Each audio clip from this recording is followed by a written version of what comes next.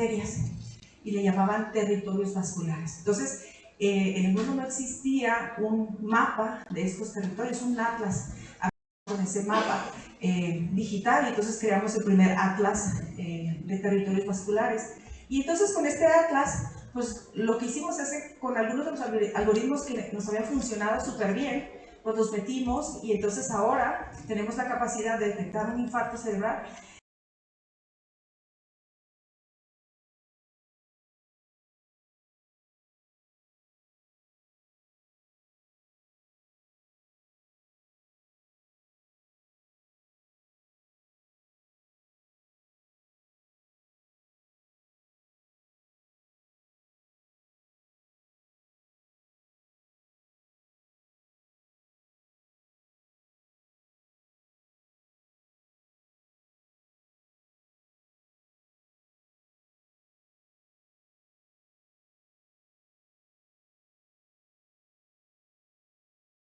En las primeras 3 horas, inclusive en la primera hora, aunque no se observe por el médico radiólogo, quien es experto, podemos detectar el infarto cerebral. Ahorita estamos validando clínicamente estos algoritmos junto con el Instituto Nacional de Ciencias Neurológicas en México, y entonces, pues esperamos que en poco tiempo estos algoritmos estén integrados en las máquinas para que cualquier persona que venga con un infarto cerebral pueda ser detectado a tiempo y no sufra una discapacidad o no sufra la muerte, ¿verdad? Bueno, ya para de hablar un poquito de mi investigación. Siguiente. Quiero enfocarme en algunas estrategias que nosotros podríamos poner atención para que nosotros podamos ser más fortalecidos en estas áreas. Aquí tenemos pues un público pues mayormente que está en estas áreas, que ya de alguna manera fue inspirado o decidió perseguir una carrera en ingeniería. Algunas estadísticas que quiero repasar es que, de acuerdo con la OCDE, solamente el 25% de los egresados usa una carrera en STEM, y de esos egresados, ese 25%, solamente el 35% son mujeres. A mí me llamó mucho la atención esta estadística que da el Foro Económico Mundial, que dice que de esos egresados, el 50% está concentrado en China y en la India. ¿Cómo estamos en Latinoamérica? ¿Cómo estamos en Colombia y en México? Siguiente, por favor. Vamos bien, estamos por encima de la OCDE, porque de acuerdo con el Sistema Nacional de Información de la Educación Superior, aquí en Colombia, en 2024, el 30% de los egresados fue en una carrera STEM. O sea que lo estamos haciendo bien. México está muy parecido, 34%. Entonces, no vamos mal, pero sí que podemos hacer para que otros continúen, o ustedes mismos continúen impactando en estas áreas. Siguiente. La que sigue. Quisiera hablarles así súper brevemente de cuáles son algunos perfiles que tenemos tanto en Colombia como en México, de las personas quienes les enseñan a ustedes. Ustedes podría ser que identifiquen algunos de estos perfiles, porque no todos quienes les enseñan tienen el mismo perfil, y está bien, porque cumplimos funciones diferentes. ¿Sí? Entre otros perfiles, el ser profesor asistente es como un nivel inicial. Luego en este nivel inicial mayormente se dedica a impartir clases, no dirige tesis, no hace investigación, pero luego ya viene el profesor asociado, el profesor titular, o en México, como le llamamos, el profesor de tiempo completo, que además de enseñar, pues dirige tesis, y luego hace investigación, y luego baja recursos, y bueno, hace muchas otras cosas. Cada uno de ellos pues tiene responsabilidades diferentes. Sin embargo, la mayoría de las personas quienes nos enseñan en nivel superior son profesores de hora cátedra, es decir, que solamente se dedican exclusivamente a enseñarles a ustedes esas clases y que no tienen otras responsabilidades. Entonces, lo que quiero mencionarles aquí es que existe un panorama muy difícil para que nosotros, como quienes les enseñamos, podamos dedicar como un esfuerzo extra, ¿verdad? Para inspirarlos o para guiarles. Sin embargo, yo quisiera, siguiente, hablar de cosas que sí podemos hacer y que no estamos imposibilitados en nuestro papel, tanto como quienes enseñamos o ustedes como quienes están aprendiendo, ¿verdad? Ya vimos que los docentes tienen diferentes perfiles, desde una alta especialización hasta una cátedra ocasional o temporal, que hay falta de tiempo y que se tiene a veces exceso de responsabilidades.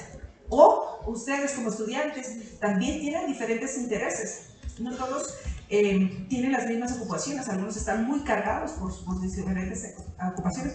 Puede ser que algunos que además estén trabajando, ¿verdad? O que haya falta de interés o falta de apoyo. Pero sí, ¿qué sí podemos hacer? Siguiente.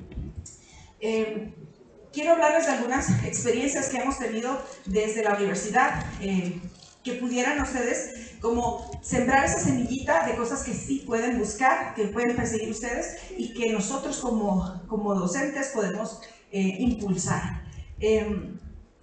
Si nosotros identificamos los talentos desde tiempos tempranos, es decir, desde que ustedes están iniciando, es mucho más fácil desarrollar muchas experiencias. Nosotros a veces cuando más nos especializamos, cuando más vamos siendo investigadores o haciendo otras cosas, a veces nos empezamos a alejar de la base que es de enseñar a los jóvenes, ¿no?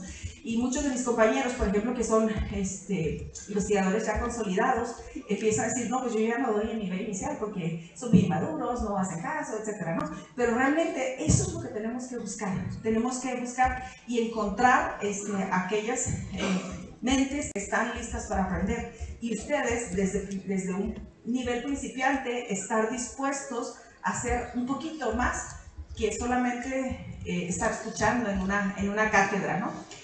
Realmente cuando tenemos esta experiencia, nosotros, decía uno de mis mentores en España, que dejamos de ser cuentacuentos, porque cuando estamos investigando, ya no les contamos lo que sucede en la ciencia, sino que estamos generando esas ciencias, ¿no?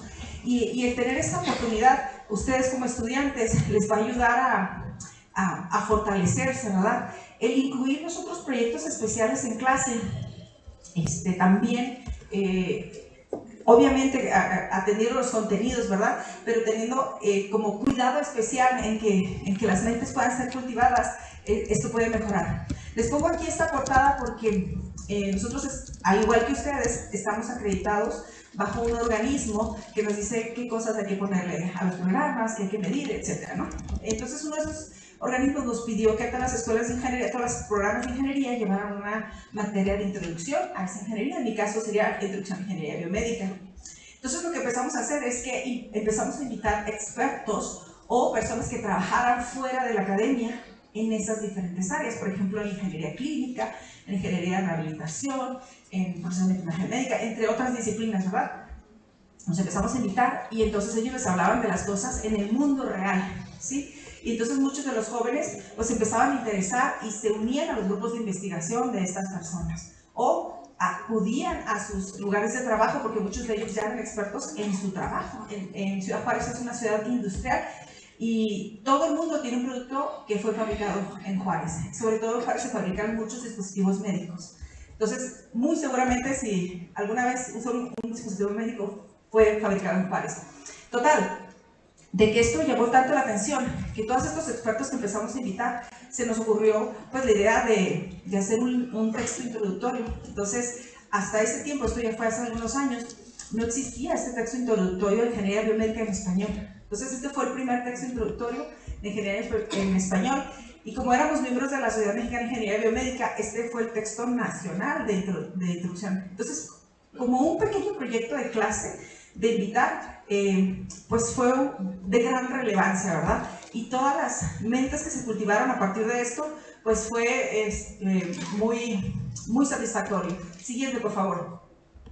Otra de las actividades que podemos hacer es que estos proyectos que hablaba en la diapositiva anterior, ustedes como jóvenes puedan participar en proyectos reales o en proyectos que probablemente la persona que les está dirigiendo no los esté resolviendo de primera mano. Yo aquí les estoy poniendo uno de los ejemplos que hacemos en nuestras clases. En el mundo existen muchos retos, así se llaman. Por ejemplo, el que pongo aquí se llama Grand Challenge. Y aquí muchas comunidades recolectan bases de datos de imágenes médicas. Yo estoy hablando de esta especialidad porque es la mía, ¿verdad? Pero así como hay de imágenes médicas, hay de otras disciplinas. Entonces, lo que hacemos en clase es que se unen grupos de estudiantes y entonces participan en estos retos y compiten con otros estudiantes alrededor del mundo. con la misma base de datos, bajo las mismas condiciones, en los mismos tiempos y se miden. Realmente el reto que yo les pongo a los de nivel inicial no es ganar el reto, es medirse contra otros. Y realmente sí hemos llegado a ganar lugares, inclusive cuando hemos estado participando contra grupos de doctorado con mis estudiantes de licenciatura. Entonces, hay muy buenas oportunidades que podemos buscar con proyectos de clase, pero necesitamos, desde la parte de quienes enseñamos, abrir esas oportunidades para ustedes, pero ustedes realmente unirse a estas oportunidades. O sea, ustedes como estudiantes, ustedes son los que tienen que dar esa presión a sus docentes y buscar un poco más, no solamente ser pasivos en recibir, sino buscar más. Siguiente, realmente el participar en estos proyectos fortalece un montón el compromiso con la ciencia, porque son proyectos reales y muchos de estos retos que se ganan se implementan en la práctica clínica, ¿sí? Otra de las oportunidades que he tenido yo, donde he visto mucho crecimiento con mis estudiantes, es en la publicación científica. Como dije, no todos los docentes que les enseñamos hacemos publicaciones científicas y está bien. Sin embargo, todos ustedes sí pueden hacer publicaciones científicas. Uno de los ejercicios que hacemos en clase es que invitamos a los estudiantes de pregrado a que los contenidos que vemos en clase, vemos los fundamentos, sí, pero también vemos qué está pasando en el mundo acerca de ese tema. Es decir, revisamos la literatura reciente. Y en esa revisión de un tema específico siempre salen pequeños artículos o grandes artículos como este que publicamos este año. En una de mis clases estábamos viendo qué se ha hecho para detectar aneurismas, que son neurismas, pues son una ruptura que hay en una de las arterias del cerebro. Entonces estábamos viendo qué se hace en el mundo para detectarlas automáticamente, ¿sí? Para ayudar al diagnóstico clínico. Entonces, este artículo fue publicado en marzo de este año y esta revista es muy relevante en el área de ingeniería biomédica y quienes son los primeros dos autores son estudiantes de licenciatura. Es decir, no es imposible. Esto es trabajo que surge desde una clase en donde sí tenemos que ver este tema porque es parte de nuestra currícula, pero el interés extra está en que realmente puedan interesarse y ponerse a hacer este trabajo. Obviamente que después de que acabó la clase fueron horas de trabajo extra, sin embargo, salen de la licenciatura siendo científicos, teniendo un artículo publicado en una revista que tiene un impacto internacional. ¿Sí? Siguiente, por favor. Y realmente los jóvenes que han publicado, porque esta no es la primera experiencia que tenemos, valida un montón su esfuerzo. Esto les da un montón de puntos para su trabajo, para su vida, para su hoja de vida, creo que le llaman aquí, ¿no? Y vale mucho, ¿no? Para desarrollarse. También otra de las experiencias que hemos tenido son tener comunidades de aprendizaje. Nosotros les llamamos seminarios o coloquios o conversatorios. Creo que aquí les llaman semilleros, ¿sí? En estas reuniones son reuniones semanales y suelen ser muy informales, es decir, son de corte académico, pero en un ambiente muy relajado. No sé si puedan observar la foto. Están jóvenes y tenemos unas cajas de pizzas ahí. O sea, están comiendo, están conversando y están aprendiendo. ¿Quiénes vienen a estas sesiones? Vienen estudiantes que están ahora mismo desarrollando sus proyectos, vienen estudiantes de posgrado, pero también vienen egresados que ya están laborando. Como les dije, es una ciudad industrial, entonces muchos de ellos ya están trabajando en industria médica y algunos están trabajando en hospitales y vienen y les cuentan sus experiencias. Entonces, les hablan de cómo esos fundamentos que aprendieron en la licenciatura se están implementando. Les dicen tips de ponle atención en esto porque esto lo vas a necesitar para esto, en el trabajo. Entonces, esto los inspira mucho a nuestros estudiantes porque ellos ven su propio progreso desde sus pares, es decir, no se están comparando con un docente que a lo mejor tiene 20, 30 años de experiencia, se están comparando con sus compañeros que el año pasado llevábamos una misma clase. Entonces, esto les ayuda mucho a medir su progreso y les da continuidad en su formación científica. Siguiente. También La participación en algunos eventos de corte académico les ayuda mucho a desarrollar habilidades blandas, es decir, no solamente el conocimiento específico de la disciplina que ustedes están aprendiendo, sino otras habilidades que les van a servir mucho en el desarrollo de su profesión, como es comunicarse, como es escribir, como es trabajar en equipo, ¿no? entre otras, o tener liderazgo en algo. Entonces, el que ustedes puedan participar en congresos como este, de hecho, hace 2 días que yo llegué, tuve la oportunidad de acudir a una de sus exposiciones y estaban muy padres los chicos que estaban ahí presentando sus pósters o sus carteles. Estaban muy emocionados. ¿Por qué? Porque era un producto de ellos. Estaban defendiendo sus ideas, estaban presentando su trabajo, ¿verdad? Yo les comentaba ayer que fui un poco cruel en preguntar algunas cosas. Ellos obviamente no sabían que yo sí sabía de procesamiento de imagen y se ponía nervioso, pero me lo contestaba, ¿no? O sea, defendía lo que era suyo. Entonces, este tipo de actividades como esta que están teniendo son geniales porque les van a ayudar a ustedes a ampliar su visión, a tener más confianza. El estar ustedes expuestos a redes académicas, lo que pasa es que a veces en estos congresos uno empieza a conocer a otras personas o a otros compañeros que están haciendo otras cosas y esas son redes académicas que después les van a ayudar en su vida profesional. Y estas pueden ser de corte local, aquí en corto, en la ciudad, nacional o internacional. Les quiero contar el caso de Oscar, quien está en esta imagen. Oscar, él a sí mismo se definía como una persona introvertida, una persona muy seria. Y sí que lo era, porque no hablaba nada. Era genial, porque sus resultados, que él estuvo haciendo unos algoritmos para comunicación en hospitales inteligentes. Y tuvo excelentes resultados. Y les digo, ¿por qué no vamos a presentarlos, Oscar? Y ahí le daba un pavor el presentarlo. Entonces iniciamos con una conferencia de estas que hacemos en la universidad que se llama Jóvenes Investigadores. En este congreso vienen varias universidades de la ciudad, pero también vienen universidades de alrededor de la región, nosotros les llamamos estados. Le fue súper bien, ganó en la fase regional, y entonces le digo, bueno, ya te relajaste, ya sabes qué va a decir, vámonos al nacional. Y fuimos al Congreso Nacional de Ingeniería Biomédica y le fue muy bien. No ganó el concurso, pero le fue súper bien. Entonces, existe este concepto que se llama 3MT, que significa tesis en 3 minutos, que es como un tipo Shark Tank, donde hay gente que no es académica, sino que son de las industrias, de las empresas, o que son gubernamentales, y entonces uno tiene que vender su tesis en 3 minutos, en palabras que no son de corte académico, sino que son qué problemas estoy resolviendo y de qué manera lo estoy resolviendo en 3 minutos. Entonces, esto generalmente es una competencia internacional que se premia a las tesis de doctorado. En el caso de él, como estaba apenas en la licenciatura, pues nosotros en México hacemos este concurso nacional y también participan de licenciatura y de la maestría. No se van al internacional, pero pues sí se hace un premio, ¿verdad? Entonces, le fue súper bien. ¿Por qué? Porque ya venía preparado desde otro ámbito local.